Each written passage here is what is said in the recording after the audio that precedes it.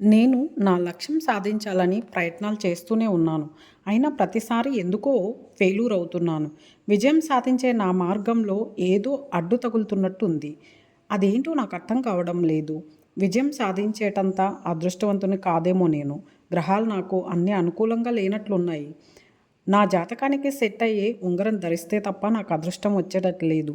అన్ని గ్రహాలు నాకు అనుకూలంగానే ఉన్నాయి. కానీ ఈ శని గ్రహమే నాకెందుకు అనుకూలంగా లేదేమో అనిపిస్తుంది.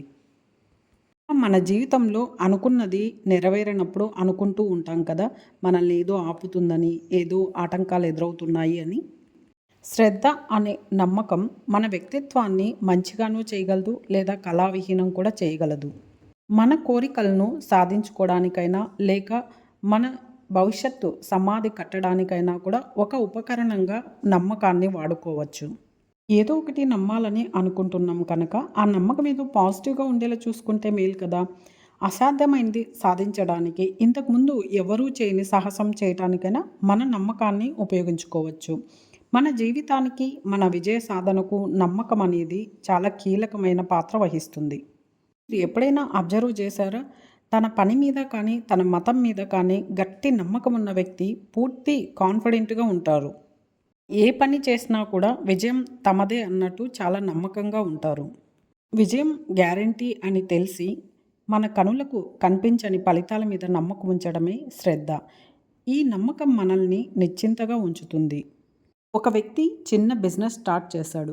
నెమ్మదిగా అంచెలంచెలుగా పెరుగుతూ పెద్ద కంపెనీ నడిపే స్థాయికి ఎదిగాడు.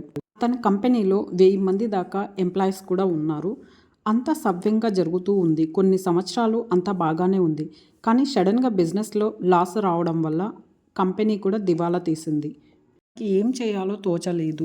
ఒకరోజు అలా పార్కులోకెళ్ళి కూర్చున్నాడు. పార్కులో దిగులుగా కూర్చొని ఆలోచిస్తూ ఉన్నాడు.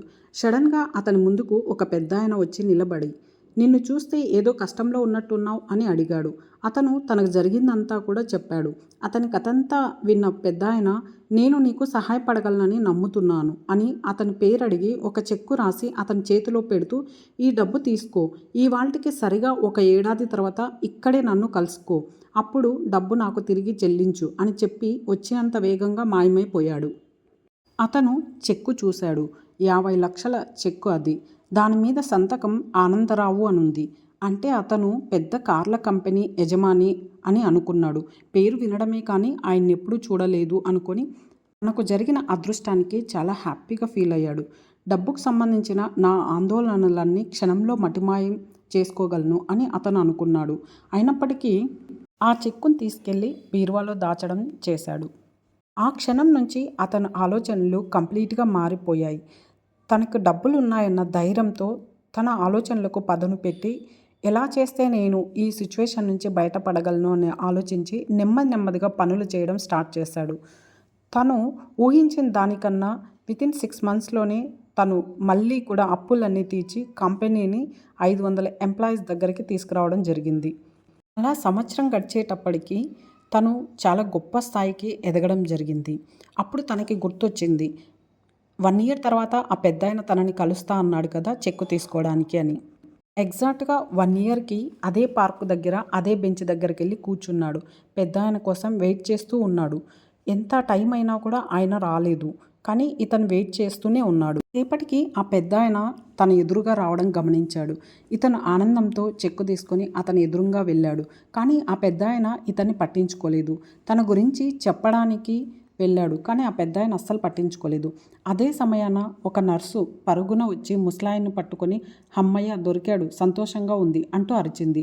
"ఇతను మిమ్మల్ని ఏమి ఇబ్బంది పెట్టలేదనుకుంటాను. ఎప్పుడూ పిచ్చాసుపత్రి నుంచి పారిపోయి తను పెద్ద కార్ల కంపెనీ అధికారి అనుకుంటూ అందరికీ చెప్తూ ఉంటాడు" అంటే ముసలాయన్ని చెయ్యి పట్టుకొని తీసుకొని పోయింది. ఇతను ఆశ్చర్యానికి గురైపోయి అలాగే నిలబడిపోయాడు. 50 లక్షల చెక్కు ఉందన్న నమ్మకంతో తను ఊపిరి సల్పకుండా పనిచేసి తన కంపెనీని మళ్ళీ మొదటి స్థానానికి తెచ్చుకున్నాడు. అకస్మాత్తుగా అతనికి జ్ఞానోదయమైంది. ఆ డబ్బు నిజమైన ఊహాకల్పితమైన తన జీవితాన్నే మార్చింది. అది కాదు, తనలో కొత్తగా కలిగిన ఆత్మవిశ్వాసమే. ఆ తర్వాత తను చేసిన దానిలో సాధించటానికి తనకు శక్తినిచ్చింది.